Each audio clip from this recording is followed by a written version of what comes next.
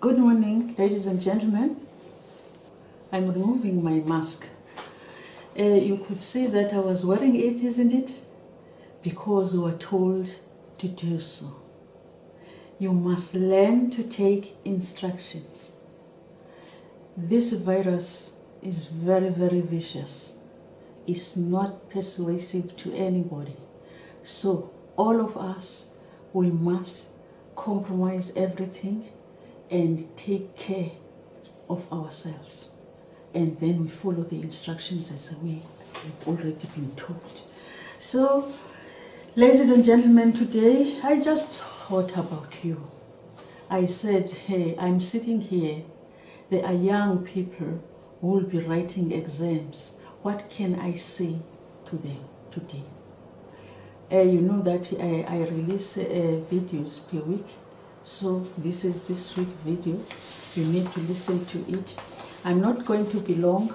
I'm going to deal with few navigation devices. Let's chat about these because I have seen them in your syllabus. They are included. Therefore, by the time your teacher is starting talking about them, you must be able to understand exactly what he's talking about. There are many of them. As we have already said, that navigators these days no longer do work manually. There are so many devices that are helping them, navigational instruments that are helping them. Some of them very technologically advanced. So we will choose a few of them, especially those I've seen in your syllabus, and talk about them because you need to know them before you go. I'm not going to explain how they are monitored or the practical use of these because I don't even have one here. But they explain them in so many books as to how each works. But I will take some few of those recommendations and what the children should be knowing about them. The first one will be a chronometer. I'm repeating myself. A chronometer. A chronometer is simply a watch. Let's see, a watch. Remember, the ship has got to be timed. When they are navigating, they must know where they are, the position, the direction they are taking. That's why they are using compasses. The direction they are taking, the position or the latitude and the longitude. This also includes time. So sometimes they are far away in the high seas, open oceans. These big vessels, I mean conventional vessels. Conventional vessels are those vessels that fall under international legal instruments, e.g. SOLAS Convention, Safety of Life at Sea Convention. These are the vessels I'm talking about. So these vessels, they carry a chronometer. It's this device that will tell them about the time and also about longitudes, time and longitudes, especially when they are in the high seas, when you don't see any land at all. They solely depend on the sun, moon, and other planets, which we have already called or given a term that they are celestial bodies. So when you are there depending on those planets or the sun and the moon and looking at longitudes, the time, that watch is very important for you. Then this watch is very, very accurate and precise. It doesn't make mistakes. It can make mistakes if it is not a good one. It can make mistakes. That's why the navigators must make it a point that they have a very, very good chronometer that is accurate and precise as it is expected. Then this kind of instrument is portable. It is always there in the vessel, in the bridge. I wanted to say cockpit. You can say cockpit if you want, but I prefer a bridge now. It is able to determine longitudes, right? Which longitude is the vessel in? Which position? Which longitude? Or a meridian, if you want, it is. Maybe the Greenwich meridian, Greenwich Mean Time. It will tell you about the Greenwich Mean Time very accurately. And the time that we are looking for is the time at a fixed position or an already known position. If maybe the ship is getting to Robben Island, then what is the time in Robben Island, and also what is the longitude of the Robben Island? So this kind of a watch will assist you. So it's called the chronometer. Now, once it is used at sea, really, like I've said, that it is always used at sea in the high seas. When it's used there, looking for these longitudes, then it is aligning with celestial bodies. I've already told you celestial bodies. And then when you identify a longitude using the chronometer, and then you always say that kind of exercise, it's longitude by chronometer.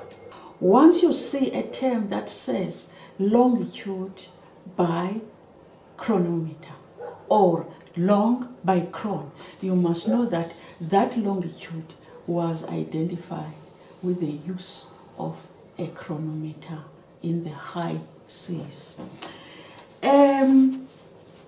The chronometer is a sea clock, basically. It's a sea clock, but it is a sophisticated one that improves navigation. It improves navigation because there are no mistakes that will be made. One other thing you need to note is that I said it is used to measure time and longitudes when you are aligning with celestial bodies. That means that now you will not be on earth at all. You will be high there in the high seas. So that's when you can use it.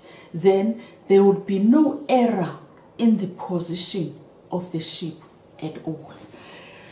Now, number two, another device they use.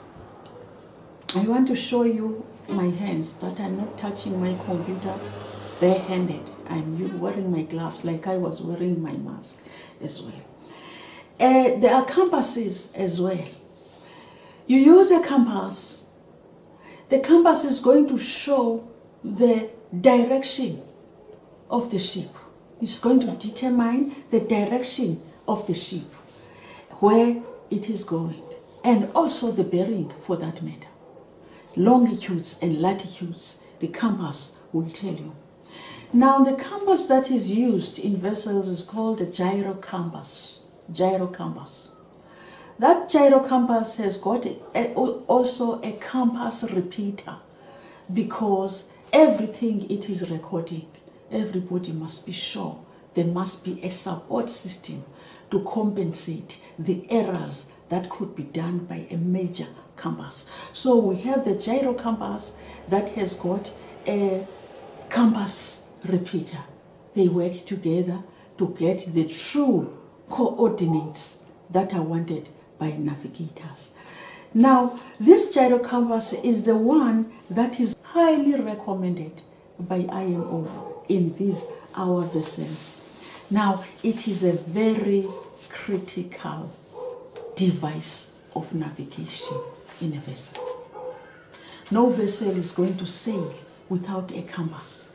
And this gyrocompass is using a magnetized needle that is moving loosely, really. This needle that is inside this gyrocompass is moving loosely, and then it's going to tell you where you are.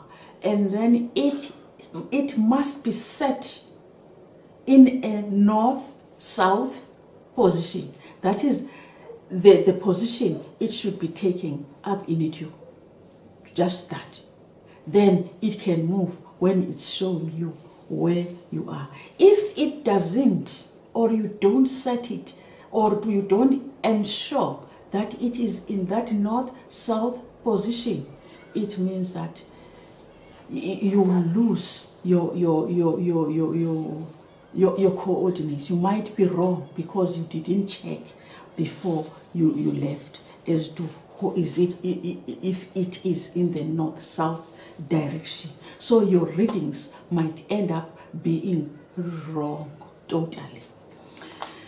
Now we have said that it is pointing at north-south because, for that matter, it is influenced also by the Earth magnetic field. You know that the axis also of the Earth and the movement of the magnetic compass is influenced by the Earth's magnetic field. We're still going to elaborate on the Earth magnetic field. So that position, north-south of the compass, is influenced by the magnetic field of the Earth. Now, that's why you say you must take your time and orientate it, or if you don't, ensure that it is rightly orientated. It is where it is supposed to be. Now, if you don't do that, let me mention this. You can find that you are drifting somewhere to a direction. Once you think that you are going northeast or you are going southwest, only to find that the bow of the vessel is pointing slightly by certain degrees somewhere else. Then that's where the problem starts. It must not point otherwise. It must point, the bow must point where you want it to be, taking the correct direction. I've talked about the compass repeater. I have talked about the master compass that is supported by the compass repeater. And then number 3, there's what you call azimuth circles. Now, you will remember, immediately you talk about the azimuth circles or the azimuth itself. It is directing you back or redirecting you to the celestial bodies. Now, what is an azimuth? An azimuth is not something that is complicated. You won't be able to understand. Reasons being that it is the same thing with a bearing. Remember, we talked about the bearing, the horizontal angles from your point and a line towards the object, certain object, a known object, and then you measure that angle aligning with the north, and then you will get your horizontal line called the azimuth. That is it. Now, if in short, an azimuth is an angle, like a bearing. It's a bearing, let me put it that way. But a bearing where? Not on Earth, once more, but celestial bodies, aligning to celestial bodies. Now, you will get the term of a bearing on Earth when you are measuring those angles on Earth as to where you are or where the object is, the known object is. Then the angle you are going to measure there, it will give you a bearing. The coordinates you'll get, they will be a bearing. They are always in degrees. That is on Earth. But same thing now, when you are high seas, depending on the celestial bodies. The same bearing, what you would call bearing on Earth, is no longer called bearing. It is called azimuth. Azimuth. So you must know the difference. And then simply, a bearing and an azimuth have the same meaning. Now, you have this your line from where you are, from your position to the object sighted there, and then it makes with a line drawn from your position to the true north. So which means that basically you will come something like that, because horizontal means this, horizontal, and then a vertical line to the North Pole means like this. This now angle, this is line, this angle that is captured here from the north like this is the azimuth. This one is the azimuth. I have already said that the azimuth only applies to bearings of heavenly bodies. Heavenly bodies is a simpler term. Heavenly bodies, I don't know about where heaven. It's a little bit complex to me now when somebody says heavenly bodies, because now heaven, I take heaven as a place where God is staying.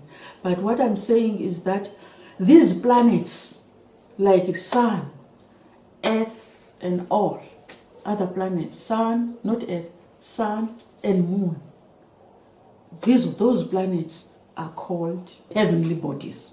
So the Earth cannot be a heavenly body because it is on Earth anyway. Now, so that bearing, as we have already said, is called an azimuth. You can't say an azimuth, a bearing of Robben Island, an azimuth. No, you can't say that. It will be a bearing of Robben Island. But if it's the moon, you say you want a bearing of the moon, then you will want an azimuth of the moon. So now a bearing circle, what is a bearing circle? Now this one, remember we talked about a compass. There is a circle there, a non-magnetic metal ring within the compass, equipped with sighting devices that are very complicated. Then that is a bearing cycle. And then if it's for celestial bodies, it won't be a bearing cycle, it will be an azimuth cycle. Then is that now non-magnetic metal ring that is fixed within the compass. It has got its own important role. This device, this bearing cycle or an azimuth cycle, is fitted in there at the gyro repeater. That's where you'll get it. It's fitted there or in the magnetic compass. Then it's a very sophisticated force. Ladies and gentlemen, I'm sorry for that. It just, my recording just stopped, so we're fixing that. But I have already said everything I wanted to say, that now on Earth we'll use a bearing cycle. The compass will have that plate, non-magnetic metal plate inside that will take the bearings on object on the Earth's surface. And then same thing will be like that with the azimuth. It has got that non-magnetic metal ring, but it will take bearings in the celestial bodies from the celestial bodies, the bearings of the celestial bodies. And now we want to wind up by defining a bearing again. Bearing is a horizontal, I want to give you a proper definition, horizontal angle. Bearing is a horizontal angle between the direction of the object and another object, or between it, the object, and that of the true north. Like I said, that's how you are measuring. So you will have an object anywhere here, the object you want, but your angle will be from the north to the bearing, right? Or from you to the object. The angle will be from the north to the object, or from you to the object. So that's how you will be measuring this. Then we have what we call absolute bearing. Now, we're talking about two types of bearings: absolute bearing and relative bearing. Now, what do you mean when you talk about an absolute bearing? This refers to an angle between the magnetic north or the true north and an object, a known object. I'm repeating myself. An absolute bearing is an angle between the magnetic north or a true north and an object, a known object. So that bearing, we will call it the absolute bearing. What is a relative bearing? A relative bearing refers to an angle between the ship's forward direction and the location of an object or another object. That will be a relative bearing. I repeat myself. A relative bearing refers to an angle between the ship's forward direction and the location of another object. Remember, that object will always be a known object. Ladies and gentlemen, I want us to end there for today. And then the next video will capture another navigation device, which will be a sextant. I've seen a sextant in your syllabus. So we'll talk about the sextant. You must be able to know what kind of a device is a sextant. And you must know also that I have written notes for you.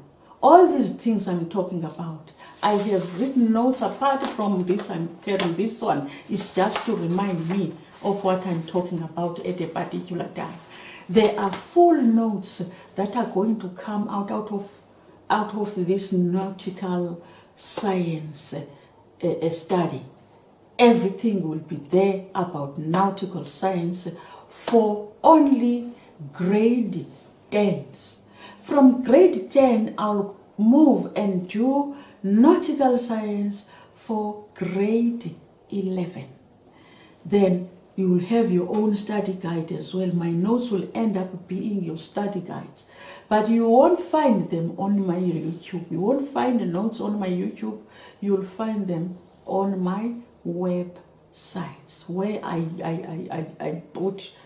just dump my documents. I dump my documents in my website. That's where you can get them. Ladies and gentlemen, I want also to leave a message. A message that says you are not on holidays. You are not. Really, you are not on holidays. You should be using resources like this. There are so many people in the internet that are giving tutorials on these kinds of things. There are ship captains who contribute a lot in these topics, who can even correct me for that matter, because they have been inside a vessel. They have more experience than I have. My experience is theory, really. That's why I'm dealing with theory only. I know that if I fall short, there will be somebody who will explain something furthermore, more than I'm doing. Get to your internet instead of looking at Instagrams and all these things that in the social media and Facebook and all. You must know that you are in trouble. You have few months to study. Just get into the internet and look at my videos, and then when you see a topic in my videos, you go on trying to research on it with the hope that I will have notes in my website. Notes are shortened, are simple for your, and for that matter, nautical science is demystified. I have demystified it as much as possible, because some people will scare you, think that is something that is very difficult to understand. It is absolutely not. It's not difficult to understand. You are going to master it. What I can advise you to do is just to master your geometry. Your geometry, your maths teacher is going to tell you how to measure angles. You take that knowledge to your nautical science, because it's very important. You must know that. So, ladies and gentlemen, I am always happy to talk to you and to advise and to share what I have, so that even if I fall short, don't mind. You will get it somewhere. Somebody else is going to tell you more. But me, as far as theory is concerned, I'm going to go into detail, because I have looked at your syllabus as to what is required of you to know. I'll do that as far as theory is concerned. But charts, talk to your teacher to buy at least one chart you are going to work on, and also you plot now. Whatever I am saying, you go and plot it. If it's a direction, you must be able to measure it, and then you measure the bearing, plotting it, so that you just look at your chart in your vessel. Remember, I said the charts must always be kept inside a vessel. They must always be there, really. So you just go and do your own references and know, and even know when you are getting lost. Right, know which equipment you use to know the charts and all, and those sextants and everything. That is practical work now. That will be left for you to know. I thank you. Don't forget this one. This is very important, because we need you alive. Thank you very much.